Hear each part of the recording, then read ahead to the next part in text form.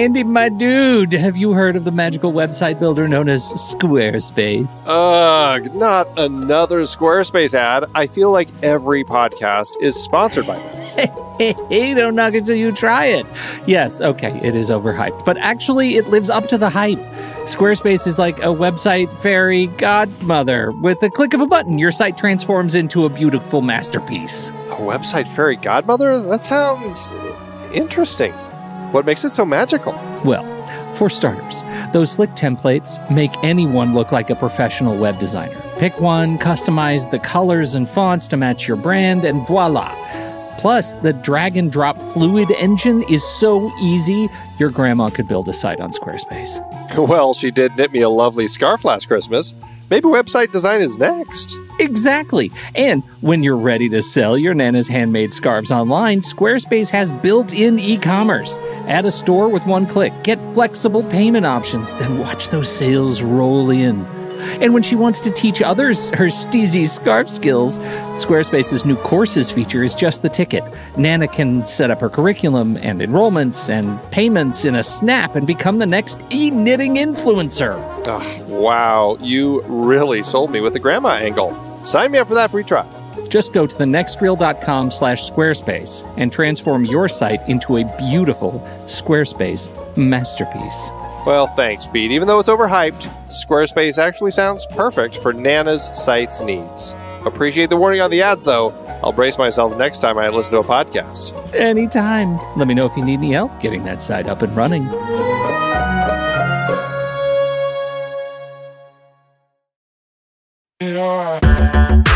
Andy, can you believe we've almost hit 700 episodes of The Next Reel? I know, it's crazy. And with all the other episodes in our family of podcasts, we are well over 1,200 episodes of movie conversation. It's really pretty amazing that we've gotten to have these in-depth movie chats every week for over a decade now. And we couldn't have done it without our loyal community of film fans. Their support over the years has meant so much. For sure. That reminds me, we should give the merch store a shout out. Buying shirts from thenextreel.com/merch is a great way listeners can continue to support the show. Plus, they get to sport our great designs.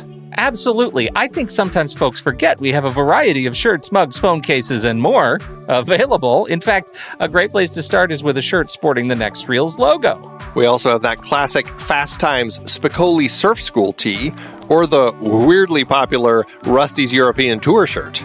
The one from National Lampoon's European Vacation. Why is that so popular?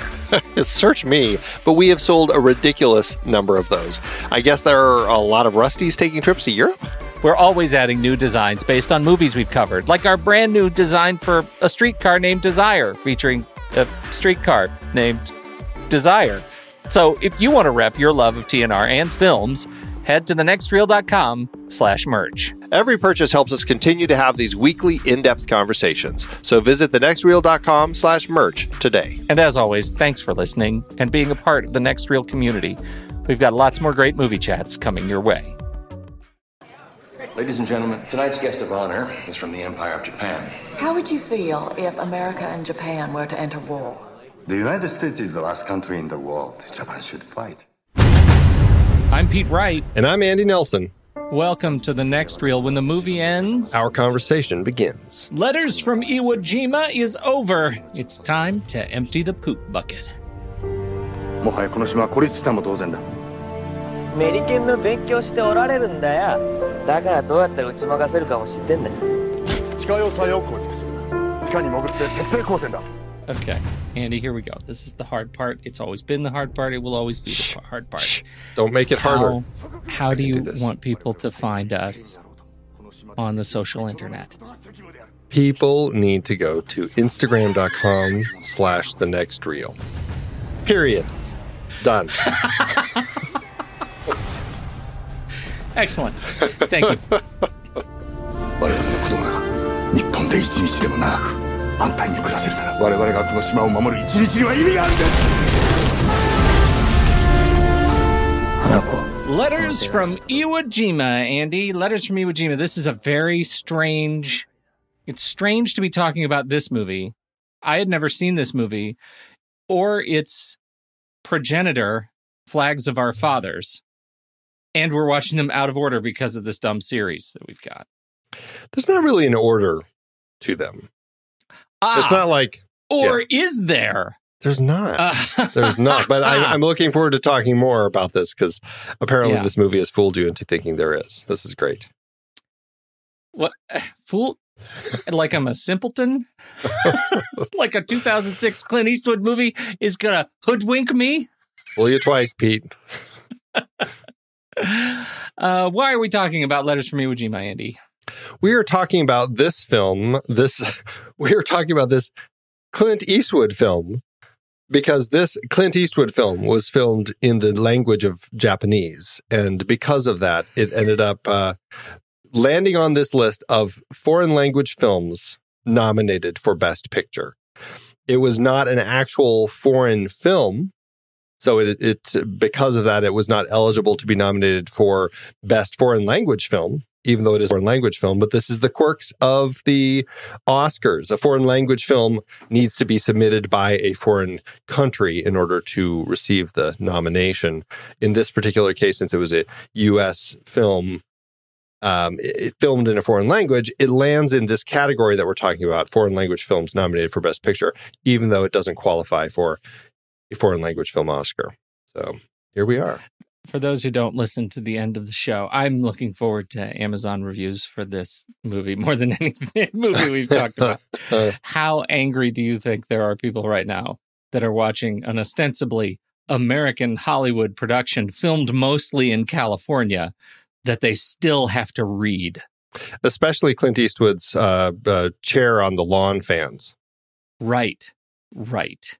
Oh, it's going to be delightful. Okay.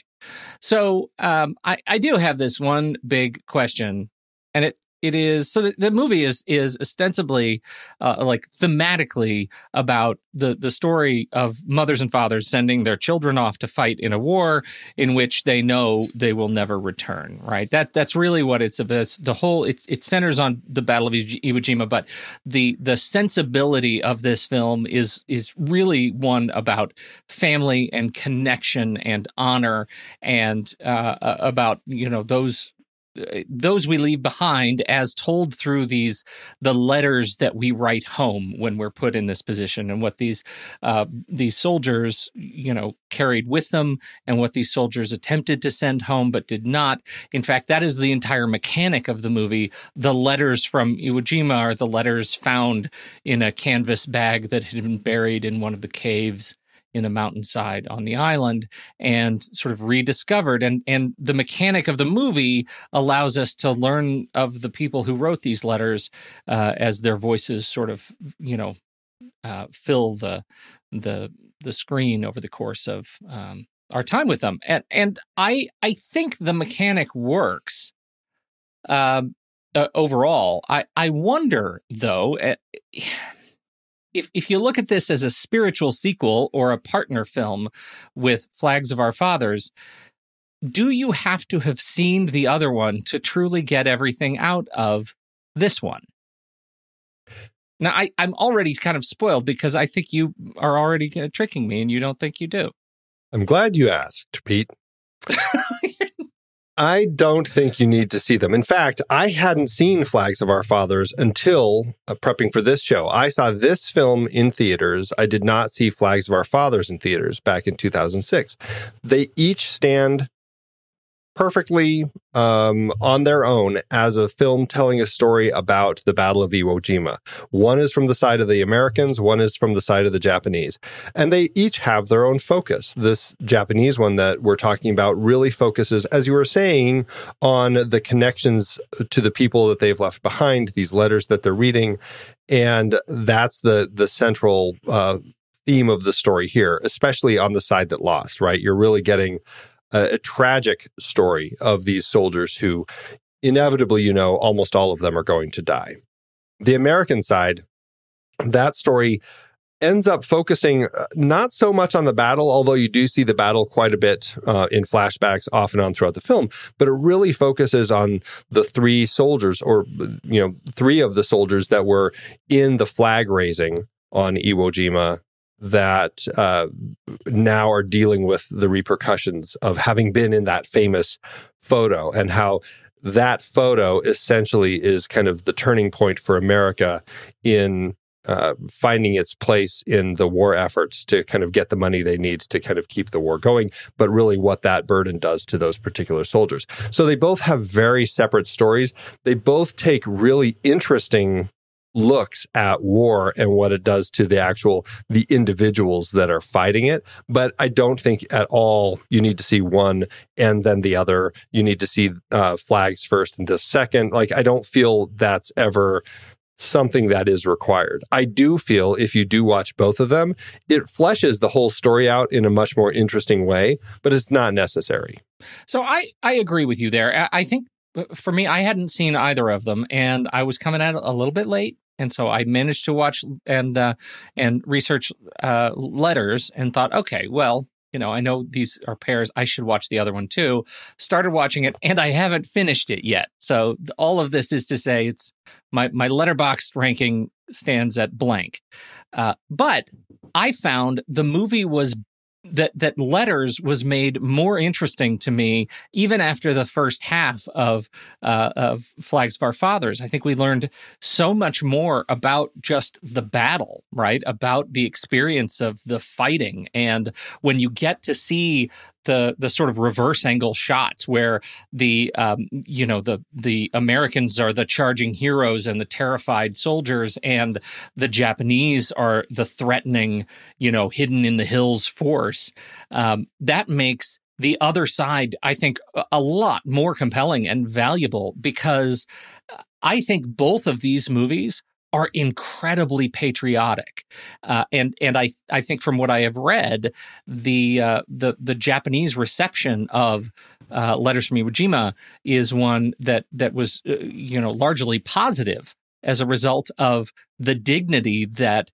Eastwood brought to these people. As you said, the losing army, the losing force, how they lived and fought and died is not told with any syrupy American patriotism. It is told, I think, with a great deal of dignity toward Japan and the Japanese and what they were fighting for, which largely was duty to country and family and ideology that they had been, enculturated with all their lives too, just like we had. And I thought it was fascinating to look at those two side by side. I think it's better for it, and I think the Letters is certainly it fills in a lot of holes that I really wanted to know. Questions that I found myself asking while watching Letters were answered later. Yeah, it's a fascinating look, and you're right. It's very patriotic on both sides. That was something that I found really interesting, and I think, well, I don't know, like, I haven't done a lot of research on just Japanese culture and history. I have loose kind of understandings from an American perspective, but I've never really kind of studied Japanese culture or history.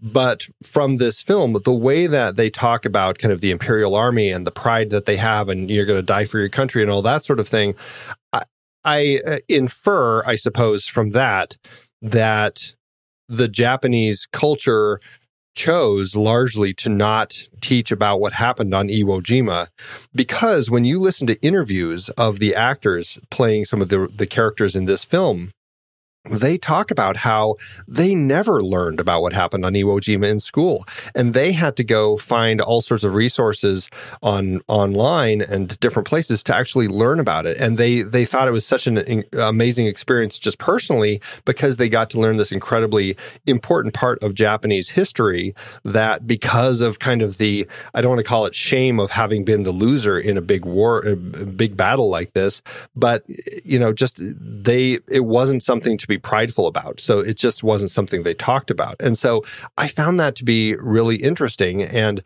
to that end, I find it to be that much more powerful that at this particular point, 2006, what we're 62 years later, they have found a place to be at peace with that and acceptance of having lost that. And all of the Japanese society just really latched onto this film as a moment of pride because of how these characters were and the way that they acted in a situation that was kind of inevitably going to be a losing battle. I mean, the Mariana battle, they had been lost, and all of the additional troops that they were supposed to get couldn't come because of that. All the planes had to go help somewhere else. It's just like everything just kept going wrong for this troop here. And they did everything they could to remain patriotic to their country and stand and fight anyway. And I just find that to be a really powerful story. Okay, well, let's talk a little bit about the structure, how they built the story, because it is a brief introduction where we have these archaeologists who are digging and they find this canvas bag of letters, and then suddenly we're back in the mid 1940s, and we are on the island, and they're digging, and they're just they're schleps like every other schlep in an American war movie or Australian war movie that we've watched. They're just kids. They're kids with shovels generally, and they're digging. And my question was almost immediately, did we need the bookend of the letters and the bag? Could we have told the story even using the mechanic of the letters and the soldiers writing these letters home? Would that have worked without the bookends in the front and the back? Because I kind of think it was pretty schmaltzy. I love it.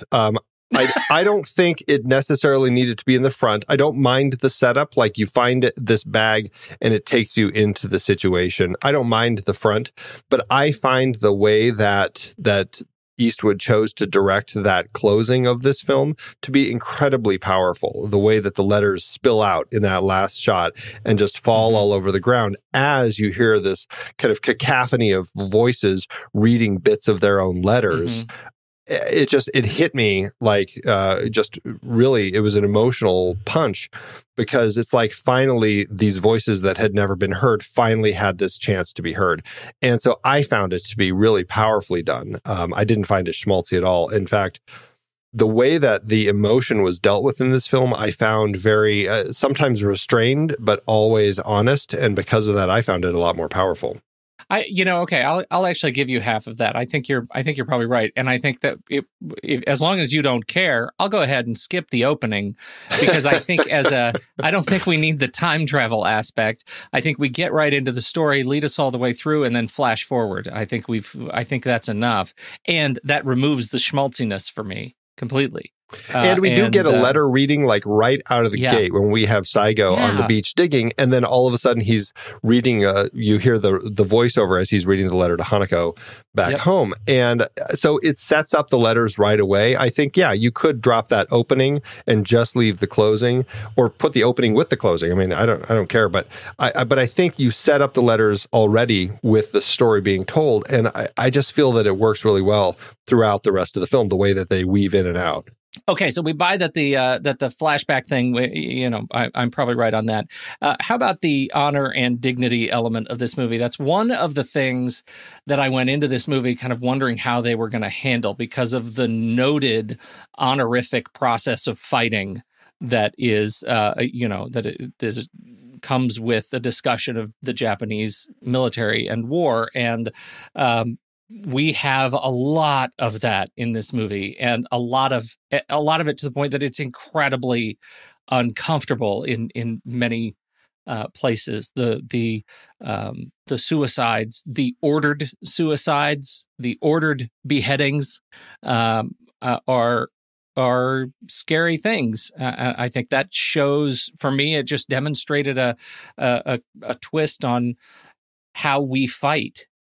When we fight one another, I don't think I'd seen quite so heavily as in that is movie. Something that you do also see in Flags of Our Fathers. There is a scene where the American soldiers, go into the tunnels, and they walk into a kind of a room in the caves that is full of dead bodies that had all committed suicide by holding a grenade to their chest, which is the scene we see. That's what we get to see here. Yeah, it's horrifying. I understand the whole idea of dying for your country and honor and all that sort of stuff, but I will never understand this. Like, I don't understand this. Like, I understand the whole idea of the kamikaze pilots, dying by crashing into a boat and trying to take the boats down. Like, that makes more sense to me than this. This is just saying, well, you know what? We've failed our job here. We're just going to all kill ourselves. Where is the sense in that? I don't understand it. I guess I can understand from a perspective how they might see that this is required and this is what they need to do to kind of make amends for having failed. But it's such a strange way of seeing things, and it's really interesting to me to see how you have a general like Kuribayashi here who understands that and says, don't do that. I need people. We don't have a lot. Yeah. Get back. And that's what I really appreciated in Saigo is he kind of understands that. And I mean, I think also he just doesn't want to do it because I think there are smarter ways. And, but it's horrifying to actually watch. And it's so tragic when you see his friend go through with it, knowing that, this is it. And he's just sitting there crying, but he still pulls the grenade, hits it on his helmet and clutches it to his chest. It's really horrifying. But it is a really interesting perspective on that whole idea of honor and dignity. And I watch that scene and I just think what it takes to actually get yourself to go through with that, and how, I mean, it is. I guess I would say that you're made of more metal than I am because you actually are able to go through with it, right? I mean, that's a hard thing to actually commit to. Well, I don't know if it's metal, but I think you do have you are free from the burden of history. Right? Oh, sure, yeah. What drives one to do that, I have to imagine, is attached somehow to the thousands of years of history that is Japanese culture, of the way that fighting is done and the way family is honored and the way country is honored and the way military is honored. And we don't have that, right? Yeah, right. We're a pittance.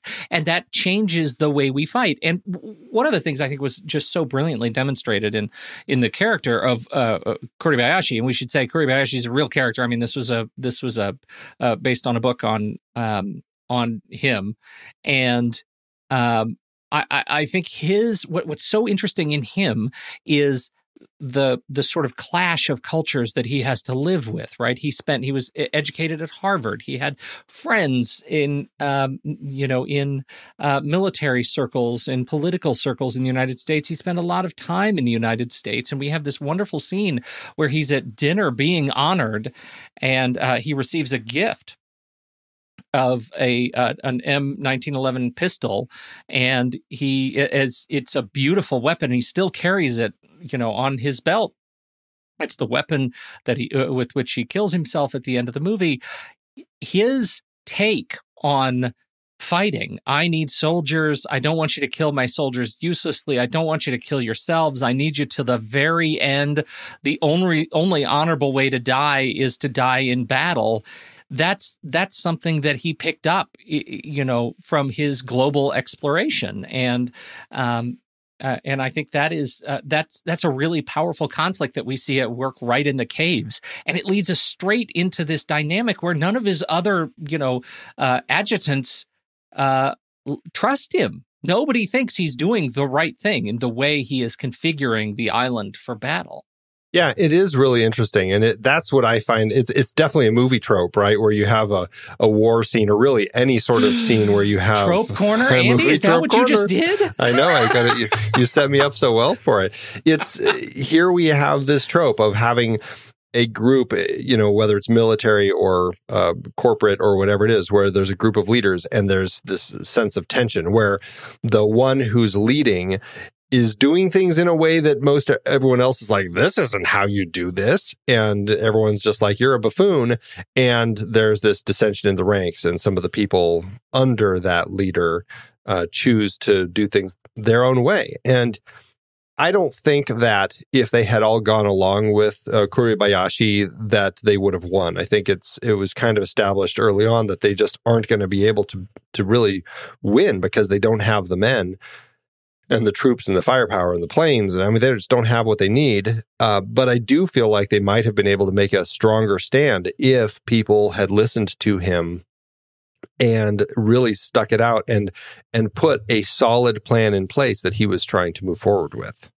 Yeah, it's funny, too, because I think Eastwood does an admirable job of making it feel like the troops on Iwo Jima were going to be completely outnumbered at a scale that was just massive, because it kind of feels like, this is just a crack squad of, 100, 200 guys kind of swirling around in the caves.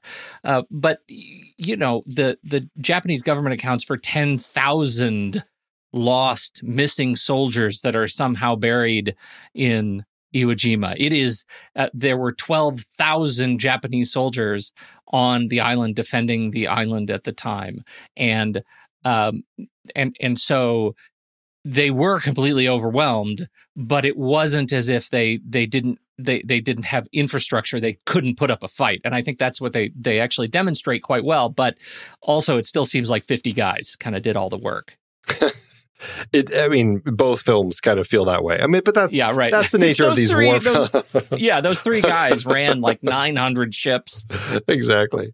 That's kind of the nature of war films. I mean, you're following a few, but obviously, and it also, in context of what we're watching here, it feels like it's kind of a fairly quick battle, but I mean, it goes on for well over a month. It's 6 weeks that this battle actually rages on. And so you do and that comes clear when he says, I haven't had water now in 6 days. Right. Then things are going south. Please dig up some worms. Right. Exactly. Yeah. His commanding officer says, go get some worms. That really sets that up for, okay, they've been here for a little bit of time if they're eating worms.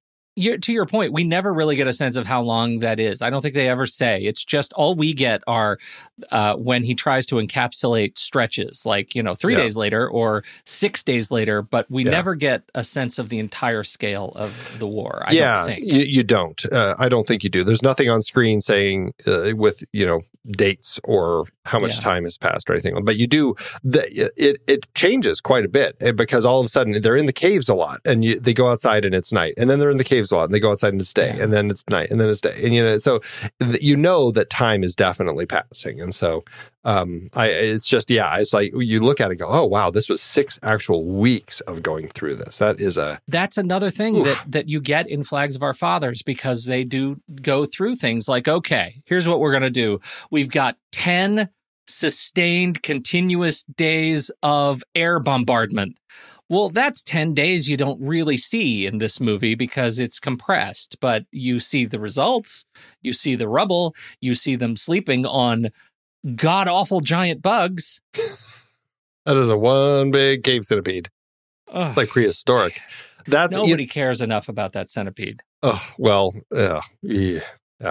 I will say, though, that it actually struck me more in this film than in Flags of Our Fathers. Watching those bombing runs, I just, it really, if I had seen that coming toward me, where it's just like a sky full of planes and every single dot up there has 50 little dots falling from it, those shots in this film, it was like, wow, I don't even know how I would react to that other than, okay, that's it.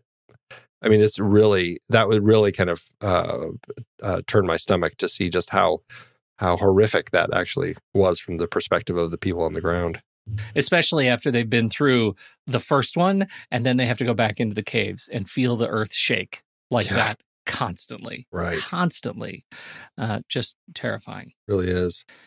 We do. Do we have another? Did you want to talk about another trope? I know you're excited about this. Yes, we did have another movie trope where you have a suicide, but done in a way where you know the person who is going to shoot themselves, and they're given the gun, and then the other characters all walk off screen, and the camera stays with the other characters, and then you have the gunshot ring from off screen, and then they just kind of continue walking, and that is a very common movie trope that you see quite a bit, and it works obviously best with gunshots because of the noise. It doesn't work so well with when they take pills in the other room. Hangings Doesn't right? Work. So, but definitely one of those movie tropes. There are some Japanese bits in here that I think are really lovely, and I do want to mention the 1,000-stitch belts because it got me when it first came up. I thought, wait, there's is that like the first bulletproof vest? No, it's not a bulletproof vest at all. They were very proud of them, and they're actually quite lovely. It's called a seninbari, and it is it's worn by usually by a man's, or it's worn by the man made by the mother, sister, or wife, and it is the way Wikipedia talks about it. It is made by the mother, sister, or wife who would stand near their local temple, train station, or department store and ask any female passerby to sew in a French knot stitch. During the most hectic days of the war, in order to meet demand, women's patriotic organizations would gather to make senninbari en masse. These were placed in imonbukuro, or comfort bags, and sent overseas to soldiers. And they are lovely sort of good vestments of good luck. Yeah. And they are really, it was really great. And they make kind of a lovely deal out of them in this movie. When you watch all the soldiers that we see as they get ready for battle, they strap them on around their waists, and it's quite lovely. It made for a great just kind of a bit between you have Shigo and Shimizu as and Saigo and his buddy, and then Shimizu as they keep watching him, thinking that he's a spy, like a military police who's going to arrest them and stuff. And of course, that's not the case. But I just liked that bit when they put theirs on, and they're like, "Oh, I bet he doesn't have one."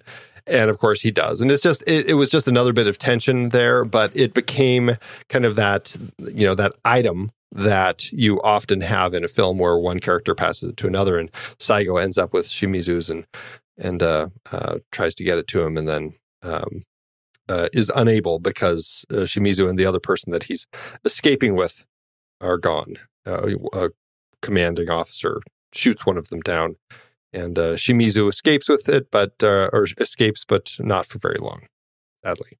So sadly. But it was an interesting. Not that much luck. He doesn't really have that much luck. Well, it's because he didn't have his 1,000-stitch belt, right? That's right. I just found it to be an interesting little bit of Japanese culture that I didn't know anything about, and appreciated that it was in here because I found it to be an interesting element added to these characters and kind of the importance they placed on it, putting them on. It felt like another of those ritualistic elements that we have throughout the film, which I really enjoyed seeing as parts of the Japanese culture. It really kind of helped inform my impression of the way things were treated. You could extend that same sort of appreciation to the film's treatment of Japanese dogs. Am I right? Oh, well. Rough. It's, boy, you could almost say this is another war trope where you have a commanding officer who's demanding that a private do something that's just horrible and wrong, but they're demanding it anyway because for whatever reason, it's almost like a test. And in this particular case, this is why Shimizu is with this particular troop as opposed to the military, hoity-toity military school that he had been in, because he refused to kill a dog that his commanding officer told him to silence. And it was, I was like, wow, okay, he's doing that. It's pretty rough. Do you know what kind of dog it was?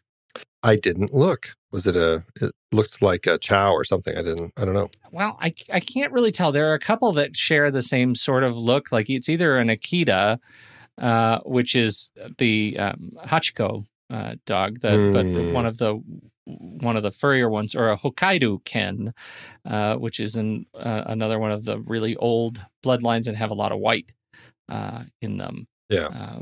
But it was a lovely soft pillow of a dog, and it made me very sad. Those kids. Oh, the kids. I know. Yeah. You don't kill the dog. No. Okay, this is a bit that I actually feel like you're holding back on me because I haven't finished the movie. I'm not 100% sure where the crossovers lie and how intentional they were, because I know, when we talk about getting the film made, this was not originally conceived as, I'm going to make one giant sort of Lord of the Rings or Matrix style back-to-back crossover movie, and yet there is crossover. There is. But you're right. The way that Eastwood, it sounded like he kind of came up with the idea of doing this with Steven Spielberg. They were chatting. Steven Spielberg is one of the producers on this because DreamWorks Pictures had been a co-producer on this. And they were chatting about the story, and Eastwood thought it would be really interesting to look at this other perspective. And of course, Spielberg was like, I love that idea. That's great. Let's do it as a second film. And they were like, well, okay, let's do it. And because of the way that they decided upon it, they already pretty much had Flags of Our Fathers in motion. And so in the process of kind of getting that ready and shooting and everything, then they had Letters from Iwo Jima ready, and they basically went from filming Flags of Our Fathers into filming Letters from Iwo Jima, but they didn't have the forethought and the planning to actually build all of that in place to kind of have a fuller crossover. So because of that, there is not a lot, but there is actually some. It's very minimal. According to Wikipedia, Wikipedia is not always right, but they say that there is one actor who crosses over, and that actor is Alessandro Mastrobuono, who plays a character named Charles W. Lindbergh. Now, according to IMDb, Alessandro Mastrobuono is actually in Flags of Our Fathers. According to IMDb, he is not in Letters from Iwo Jima. So I don't know if I'm supposed to believe Wikipedia or not. However, there is a crossover on IMDb's pages between the two. And so I'm like, well, there's at least this one for sure, because, IMDb, which, they make mistakes too, but generally are a little more accurate for these sorts of things. The pilot in both films, it's just pilot, credited in both. So it's one of the people flying one of the planes is Dick Skip Evans. That, as far as I can tell, may be the actual only crossover between these two films. Who I really wanted to be in the crossover was Sam. Me too, right? I wanted to see how Sam ended up there, and that was going to be a great bit. Well, what Alessandro, it is possible that we did have Alessandro in both. I just don't know because he's not credited in Flags, but he was a flamethrower guy in Flags of Our Fathers. And so, we do have flamethrower guys in both films, so it's entirely possible that he was actually used in both. It does actually lead us, that particular segue does actually lead us to treatment of captured soldiers, which I think is done. That's one of the, I don't even know if you're going to call it a trope, but it's one of the things that both films cover from each perspective that I thought was particularly, terrifying. Well, I do think it's interesting that in both films, definitely in this film, it really shows you that the treatment of prisoners, the treatment of just other humans from the other side that you're fighting against, it almost becomes an individualistic reaction to how you're dealing with that. Mm-hmm. The first time we see these soldiers dealing with somebody that it seems like they might have captured, it's an American soldier they're in a tunnel, and there are like 3 Japanese soldiers just beating the hell out of this person, and then they take their bayonets and just stab him, and that's the end of this person instead of keeping him as a prisoner. The second time we see Nishi, who has found Sam and says, no, we are going to treat him. That's what we would want them to do to us. We are going to take care of him. And you can see the reaction on the other soldiers. They're like, are you kidding? And but they do. And it becomes, for me, one of the most powerful moments in the film, because after Sam dies, Nishi reads the letter that Sam's mother had sent to him. And that makes for the most powerful moment in the film for me. It just breaks my heart. The way that they react, the way that everyone reacts, like it's their own mother writing this letter to them. It's heartbreaking.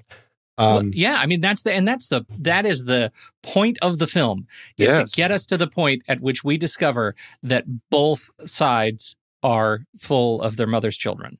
Exactly. But then what I think is interesting is you contrast that with I talked about how Shimizu had escaped with somebody else, and that other person got killed by their captain, but Shimizu made it out. He surrenders to the Americans, and the Americans go off to fight, leaving 2 soldiers behind to take care of Shimizu and another soldier that they had already captured. And these 2 American soldiers are like, this is a lame assignment. I know how we can get out of this. One of them pulls out the gun and kills them both. Horrific. But then that's contrasted with the end, when we have Saigo, who he's delusional. He's kind of hit this point where he's just fallen apart, and he's got all he has in his hand is a shovel, but he sees the American soldiers, and one of them has Kuribayashi's pistol, and he just starts swinging and trying to attack these guys. And their commander says, no, don't shoot. And then one of them knocks him out, and they take him captive and put him on a medical cot. And so I found that to be just a powerful example of how it's so often in these situations falls to the individual, not necessarily what the rule books say as to how you do things. And it was kind of a powerful reminder in wartime how these things happen. Well, and that is the lesson, right? That not just that it falls, that you're ignoring the rule book, but just the power of the individual over the authority. When it comes to when it comes to individual decisions in life or death, like when you're at a distance and you're part of a mass, it sure is easier to pull the trigger. But as soon as you're one-on-one, it gets much more challenging. We see that.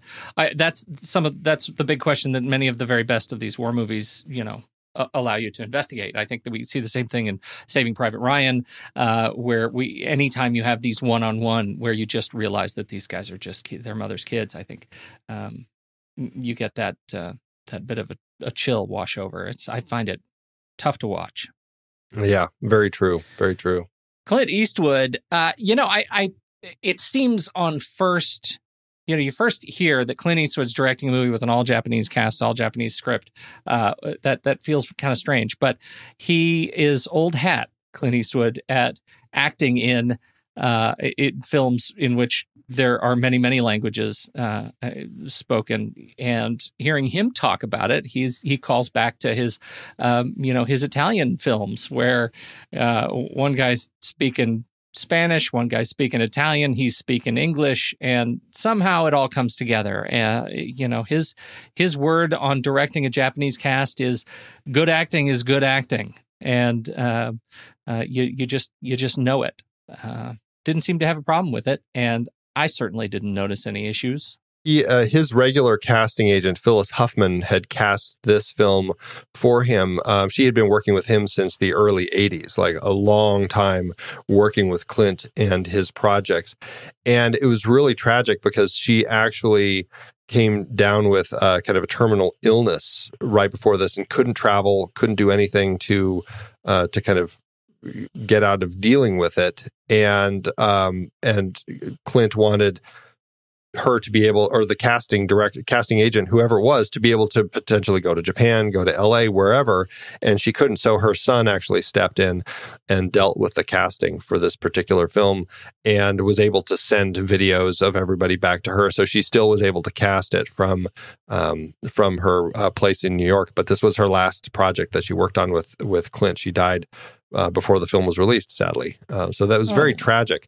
But I think, they found a Japanese casting associate also who was able to really make sure that she knew the difference between Japanese, Japanese American Japanese, as far as the sound of the language, and made sure she cast the right people and put all the people together. And they found some incredible actors for this. And what I found interesting in listening to Joel Cox, who is another Eastwood regular as far as his editor goes, Joel Cox said when he was editing this, he edited it. He only reads the script once, and then he just edits from there. And I mean, obviously every clip that comes in has kind of its scene number and all of that. So he and his assistants were able to put together an assembly edit of the entire film with no script, no translations or anything, just speaking in Japanese, just by hearing what they were saying, the reactions that they had, the looks on their faces. They cut the whole thing together, and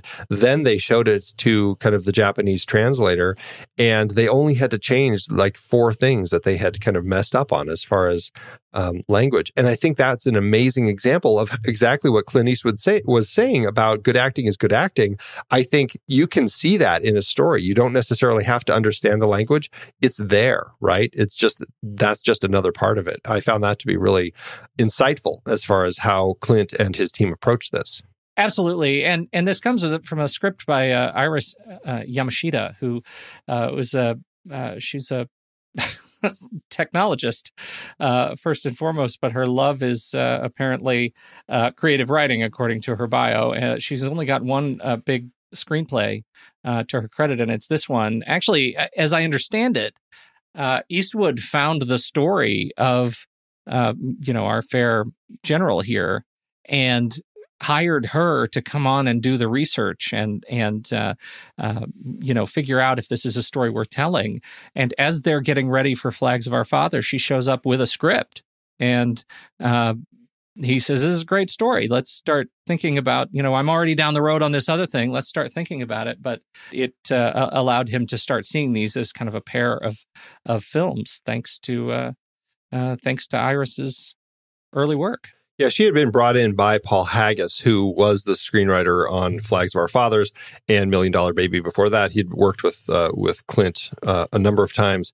And when Clint started kind of exploring this book, Paul found Iris, I think, through his agent, was looking for somebody who spoke Japanese or at least understood it a little bit and the culture, and found her, even though they have the same agent. And even though she's a Japanese American, she has Japanese parents and definitely understood the culture and everything, but didn't understand Japanese, or she says she understands it at like a 3rd grade level. So she actually wrote the script in English, and then it had to get translated. And even then, actors like Ken Watanabe would go through and they're like, well, maybe we say it like this, and they kind of helped massage it and everything.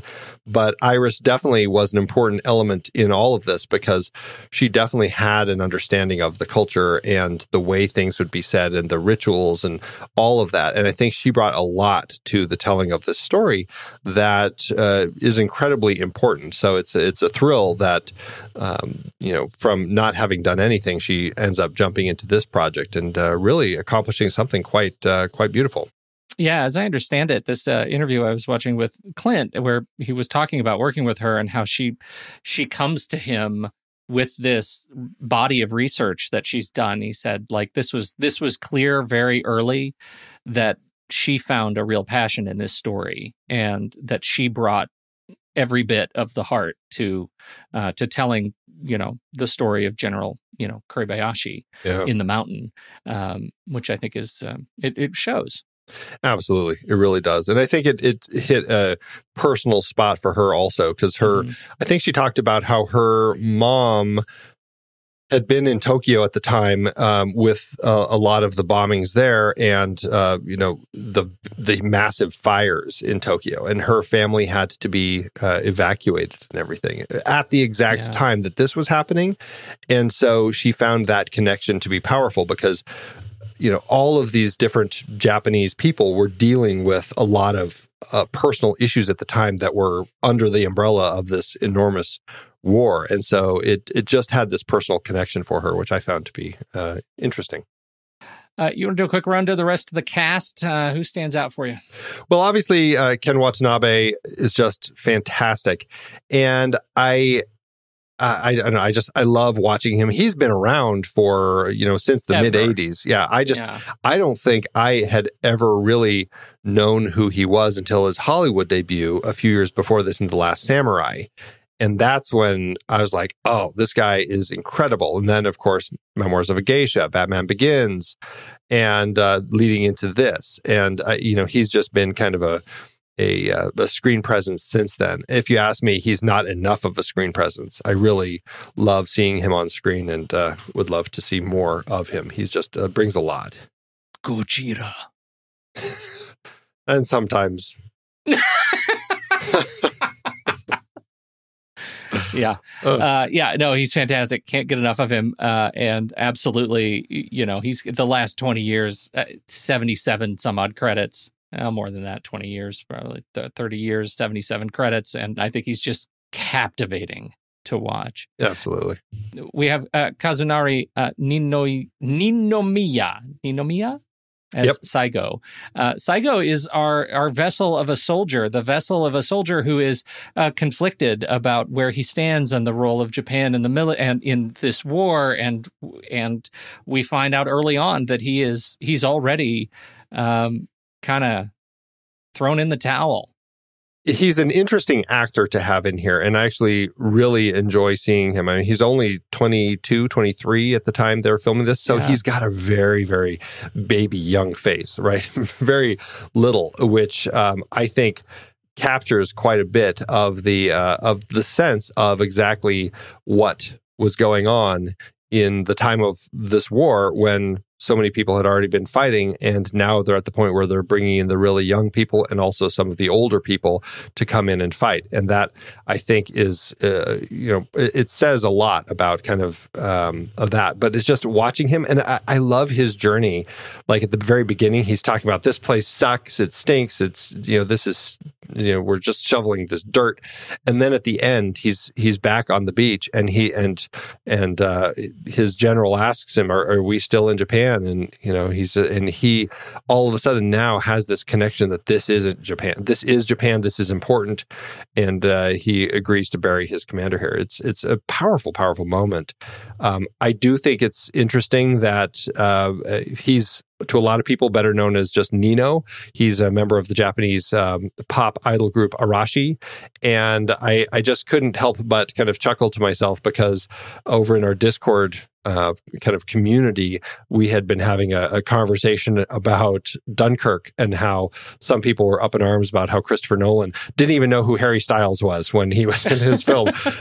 And I'm just like, I wonder if Clint Eastwood knew who Nino was when in the process of making this one, because here he is with another pop star as kind of a star of his film. Well, Nino's been in a lot of stuff.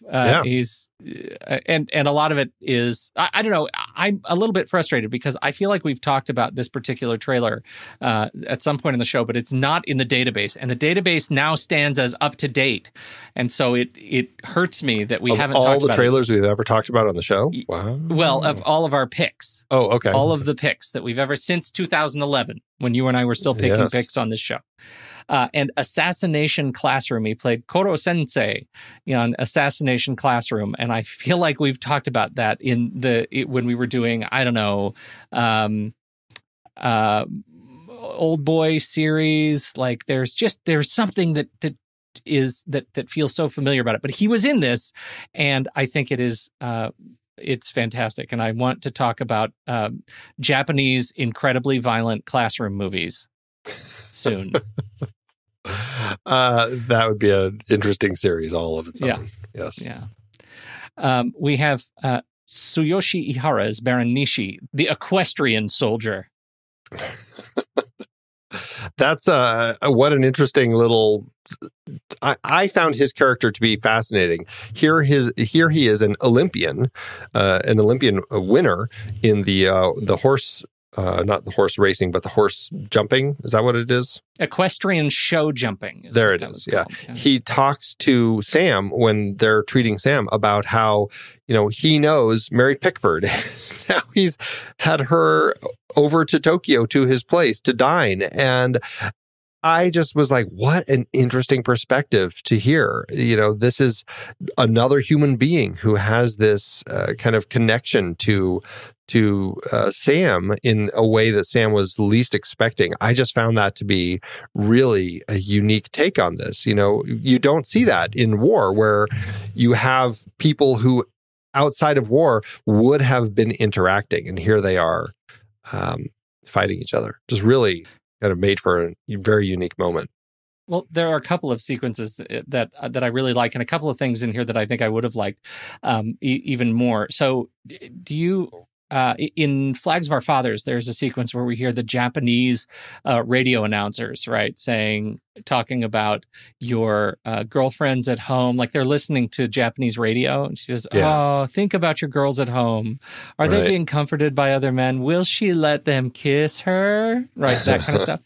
Well, we were doing the same thing during Iwo Jima, broadcasting requests for Nishi to turn himself in, right? Because American forces knew that he was a Japanese commanding officer, and they said, quote, "The world will regret losing Baron Nishi. Please turn yourself over. You're too much of an asset to the world. Please, Baron Nishi, please turn yourself in and end this. For the world. You're too important." And we didn't get, I didn't notice any of those appeals, but I thought that was a really interesting twist that, he was that important, and I'd never heard of him before this movie. Well, I don't think I could name any Olympians from the 1930, what was he in, the 32nd Olympics? 32, yeah. I wouldn't have been able to tell you any of them. So I'm not that surprised. You didn't take that class? Whatever. I barely missed that one.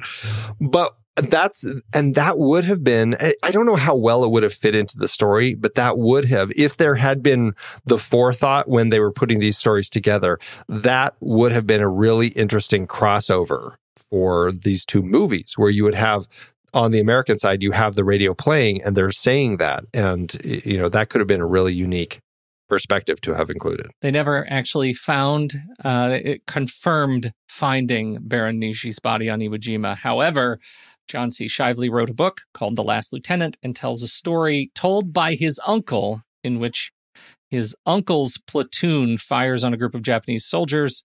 In the morning, the following morning, a body resembling Nishi's is found wearing riding boots and jodhpurs. The uncle is almost certain that this was the body of Nishi. Riding boots and jodhpurs, Andy. If you're going to go in riding boots and jodhpurs. I'm wearing mine right now, actually. I guess. With that hat? Hey, when you're on Zoom. Nobody can see your jodhpurs. Exactly. Ryô Kase plays Shimizu, another young actor playing, I think, a beautifully conflicted character. In his scene where he is dealing with his decision about the dog, I thought he was just really just carried all the weight of that. Not just in that scene, but in his conversation later with Saigo about that internal battle that he went through. And it's such a nice reveal, too. I mean, this is one of those little character mysteries that we get that I think is quite special, where the tension is building between those three characters, and then ultimately when he comes clean with Saigo and tells that story, it really is a beautiful little relief. I think it was just expertly written to give us something to care about between these characters, apart from the fact that they're still just hanging out in caves together. Yeah. What are your thoughts on shooting in caves, Andy? We've spent a lot of time in caves and sewers over, I think, this year. It's been a real cave and sewer year for the next reel. And isn't that fitting for 2020? I feel like it's pretty apt. Everybody underground. That's right. It's perfect. How do you feel like this one handled the caves?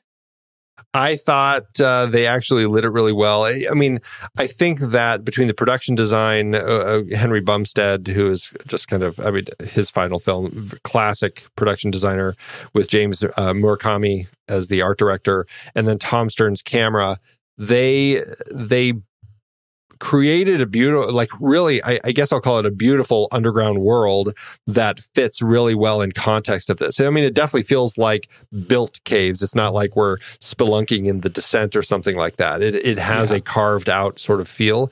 And I think that it works very well in context of the story. And I think pair that with the color treatment of the film where everything has this muted, gritty tone. I just feel like it's just impeccably put together. I really enjoy there is a lot of sepia.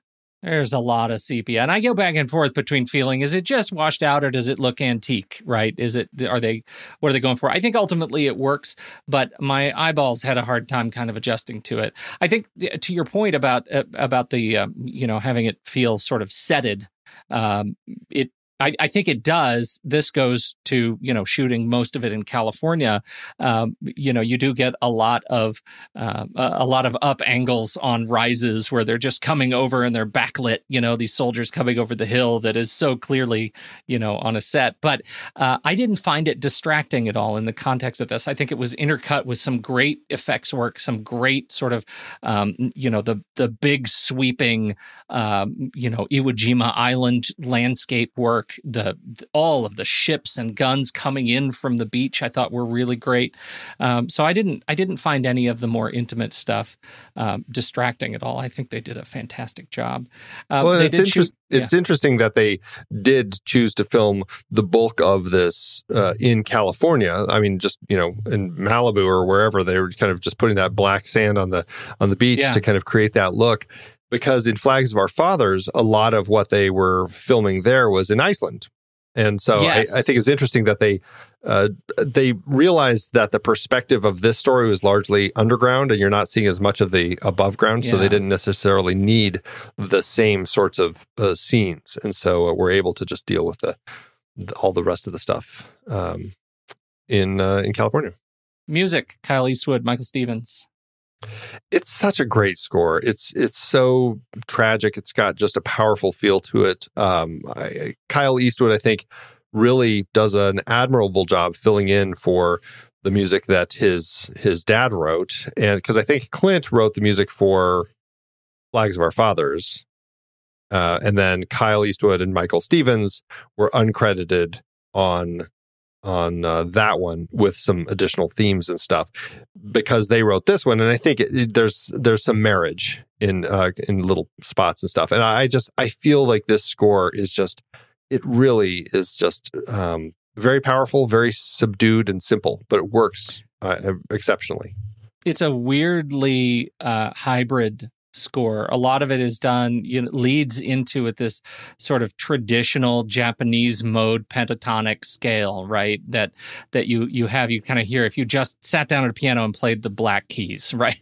And so and then it'll incorporate these more sort of Western tones throughout as they sort of grow the themes. And I think it's quite lovely. I found it a little bit distracting as a result because my ear couldn't quite adjust to the things that they were doing when they were bringing in more of the Western tones to the Japanese scale. But it is inventive, if nothing else. It is a really inventive and lovely, haunting score. I think so. For me, it's more of a catchy score. Catchy. I don't know if that's the right word. I don't think it is. Right. But I will say catching. It's something that caught my attention more. Yeah, it has stopping power, right? Yeah, exactly. Than, for example, the score for Babel, which won for the Oscar this particular year for Best Score, which is it's an interesting score, but it's not one that for me doesn't have staying power. I'd rather put this one on than that.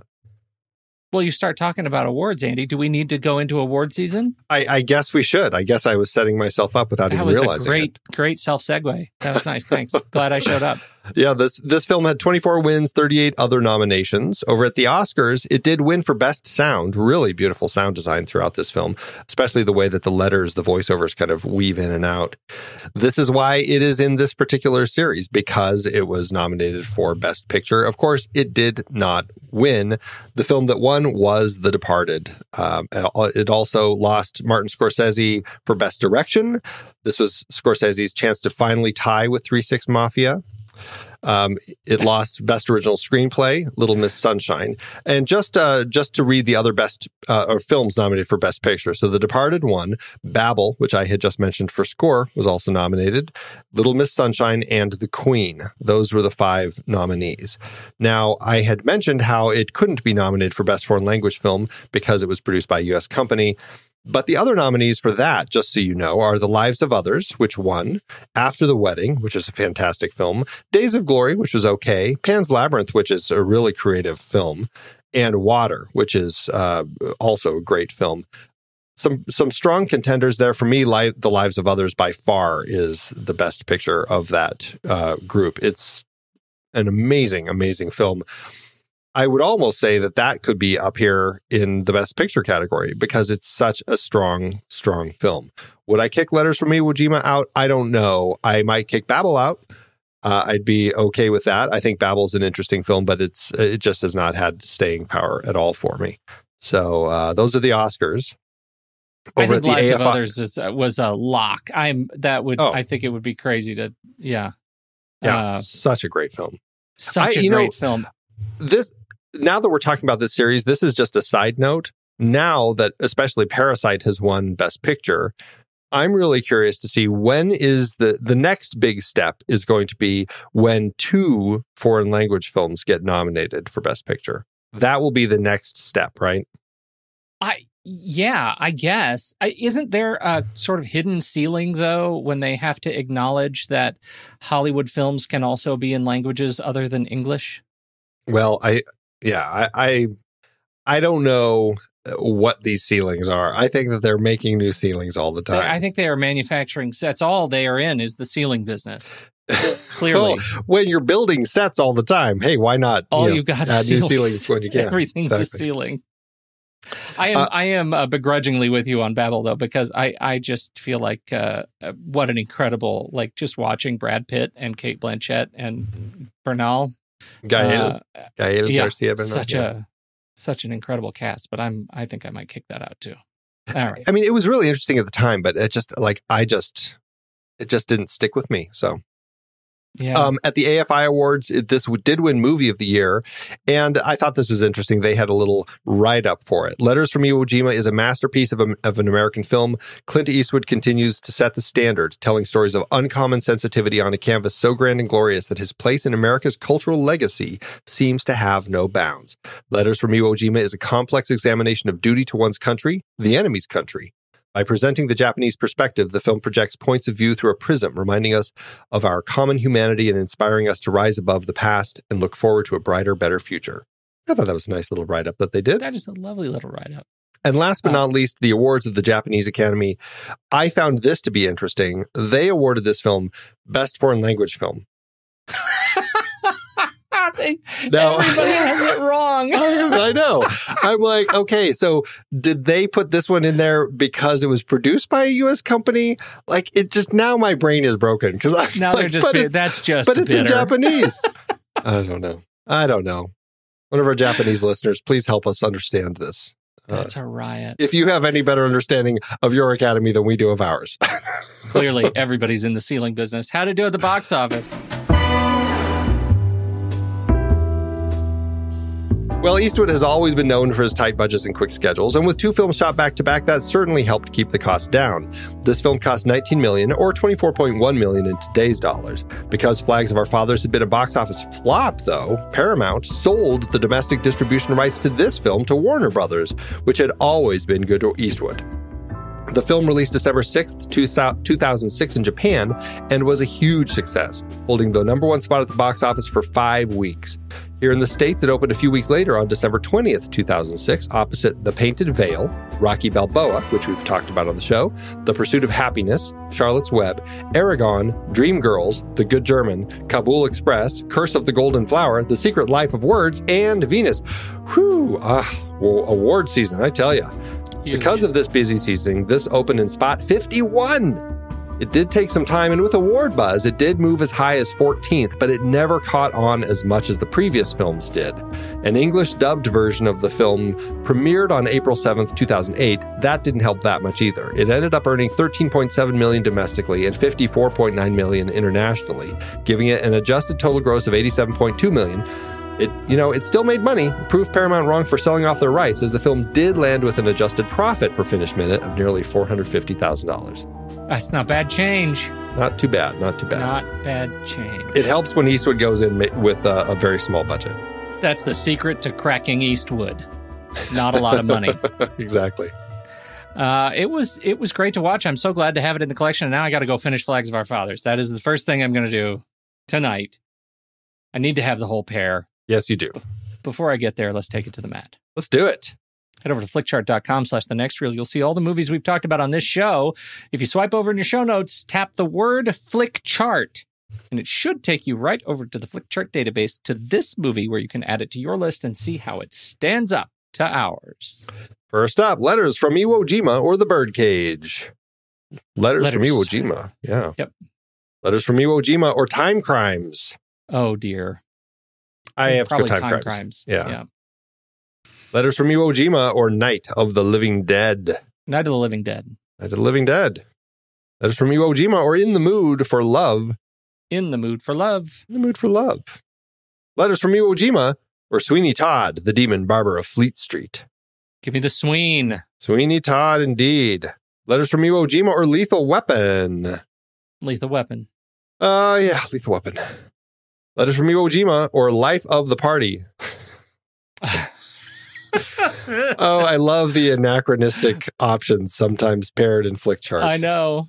It's my guilty pleasure. I got to go with Life of the Party here. You're going with Life of the Party? I totally am. I'm going to let you go with Life of the Party, but I am going to take you to the mat on this on principle for those who think you're a fool. Probably. I shall be the Andy is a fool vote.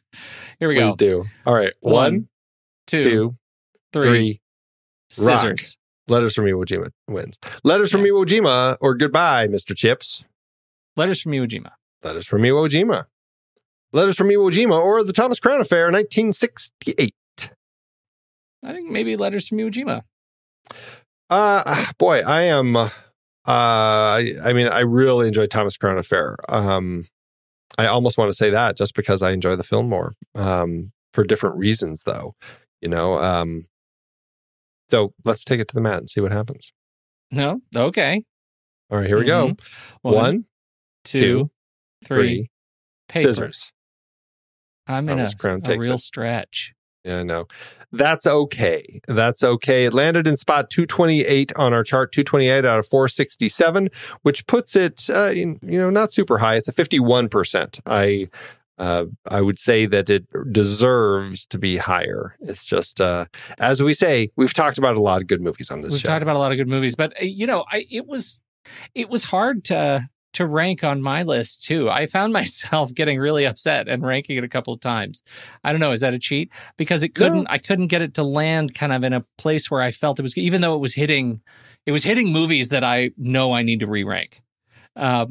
So it did okay. How did it do on your personal list? It did pretty well for itself. I re-ranked it after watching it because I really just found a lot more connection this time. It was ranked a little lower, but it landed in spot 478 out of 4460, which is an 89%, pretty high on my chart. Yeah, that's pretty good. Mine hit 408 out of 1464, which is a 72%. If I'm to go by the algorithm over at letterboxd.com/thenextreel, this should be a 3.5 star movie. Over there, that feels low to me, given the conversation we just had. I like the movie more than that. Yeah, absolutely. I don't know. Is it a 5-star movie for you? It's feeling like a 4.5 for me. It's there's something keeping it back from 5 stars for me. I don't know exactly what it is. But 4.5, absolutely. I really feel incredibly strong about just the power this film has. And like I said, that scene with them reading that letter from Sam's mom, it just broke my heart. So, yeah, 4.5. I'm going to give it 4.5. That half star, I'm going to cleave that half star, and it's going to be the schmaltz half star. which I didn't even find. So it's weird that I'm not calling it a 5-star can't film. believe you didn't see because that. it really It's on the feels beach. like it should be a 5-star film for me. I really just it hit me in all the right ways. So I don't know. 4.5 though. All right, 4.5 with a heart.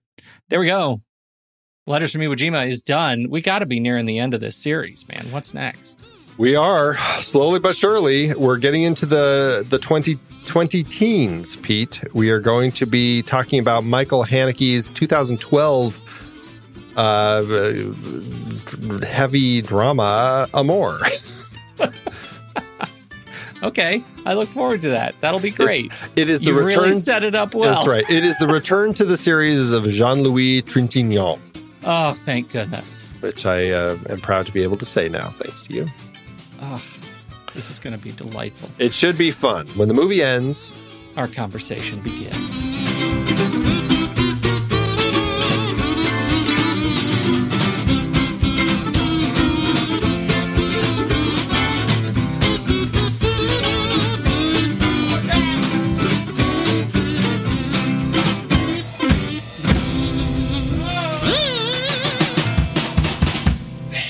Amazon giveth Andrew. as Amazon always do it. Except for today, because I didn't do Amazon. Ha ha! Tricked you. What? Psych. Yeah, Tricked me. that's right. I got one from Common Sense Media, and it's the kids, Andy. I love the kids. Oh dear. I think it's a little bit longer, and honestly, we're just gonna have to see what you think. Do you mind if I kick it off with the kids? Take it away. All This right. is I'm on the edge of my seat. It is a 5-star. It's a 5-star review from a kid who's 12 years old watching this Wow. movie. Okay. This movie, wait a minute, hang on. This movie just blew my mind. Does that sound 12? Letters from Iwo Jima is a great movie about not giving up, and even when things are impossible, keep trying. The movie takes place on the island Iwo Jima, of course, and Japanese soldiers are trying to guard the fatal checkpoint on the battlefield from American soldiers. The siege is long planned for and brutal. There is plenty of violence, including bombings, where one man's arm is blown off, and shootings and stabbings, and in one scene, beatings. The movie is for adults or older teens who know when they have to shield their own eyes. No jump scares, but some sudden gunshots may startle a few shaky viewers. Now, on to the suicide shown. Some cultures believe that in war or facing an enemy and death, it is better to kill yourself than of them to kill you, so that you can die with honor. There's a suicide order given, and some soldiers escape. Some deaths are exploding yourself. Not much gory, but depressing. Stabbing with a cultural Japanese sword, a katana, or shooting. There's some blood splatters, some loud noises, and a lot of tense moments. No sex, just a flashback of a soldier going to war talking to his unborn child, pregnant wife, no language, but the English captions include some bad words because the entire movie was made in Japanese language. Some smoking from mostly the Americans, and some flashbacks of fancy dinners where wine is formally served. Oh, and a dog and a horse's death, nothing shown, just owner cries, may anger or scare animal lovers. The good role models are the ones who stand against the suicide. There are plenty of great messages, including how to help those who surrender from the enemy, both sides, but American laziness is shown. As two soldiers placed on watching prisoners, tire, and just shoot the Japanese. American laziness. Oh, God. The moment where the main character finds his last remaining friend dead with a bullet in his chest and a white flag of surrender in his right hand is saddening and gives the Japanese soldiers a right to revenge. An American soldier who is dragged into the Japanese camp is helped and given water, remaining morphine, and a bed. A Japanese lieutenant who speaks English reads aloud a letter from the American soldier's mother, where a great message is spoken. Letters from Iwo Jima is a must-watch for those who wish to see war from the other enemy's side. That was a roller coaster, Andy. That's a future Roger Ebert right there. Right? Awesome. Oh, and a dog and a horse. That's right. Real stream of consciousness. Oh, that's great. Oh, strong work, little fella. I know. Little man. Let's say it again. 12 years old. That's awesome. Well, I have work, a 1-star review by a Canadian who, unfortunately, it does not have as strong a grasp of the English language as your very sharp reviewer has. This is by Carol Chartrand, who has this to say: "I can't look at this movie. It's not the good area." Oh. There we go. Yes, this movie apparently is not the good area. Not for Carol. Back it up, Toronto. Oh. Just kidding. Some of my favorite people are Canadians. Thanks, Amazon. It's hard to believe we have been having in-depth weekly conversations about movies since 2011. You're telling me producing this show week after week is so much fun, but it does require a lot of work behind the scenes. If you'd like to help support our efforts, one easy way is by using our Originals page when shopping for books and movies that we've covered. Your purchase is made through our links. Give us a small commission at no extra cost to you and allow us to keep having these great discussions. We covered a lot of great movies that were adapted from other material in Season 10. Our Originals page at thenextreel.com/originals is where listeners can purchase the source material behind all our adapted film discussions. It helps support the show at no extra cost when you buy through our links. In our foreign language Best Picture nominees series, we looked at several adaptations, including Z, The Postman Il Postino, Crouching Tiger, Hidden Dragon, and Letters from Iwo Jima. We hit the high seas with In the Heart of the Sea from Nathaniel Philbrick's nonfiction book for our Aquatic Killers series. Definitely a weaker entry in that series. I bet the book is better. Oh, me too. Member bonus episodes featured adaptations like Gone Girl, The Russia House, Ivanhoe, The Hot Rock, The Big Heat, and Naked Lunch.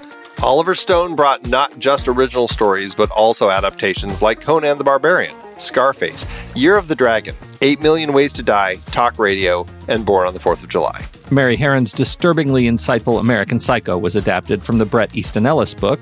You like Huey Lewis in the News? Oh my God, it even has a watermark. And of course, more Stephen King with The Mist, The Green Mile, and The Shawshank Redemption for our King a la Darabont series.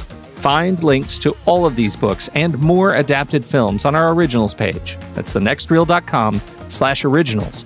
Every purchase supports our show. Get the full list of books that we've talked about and start your next read today at thenextreel.com/originals.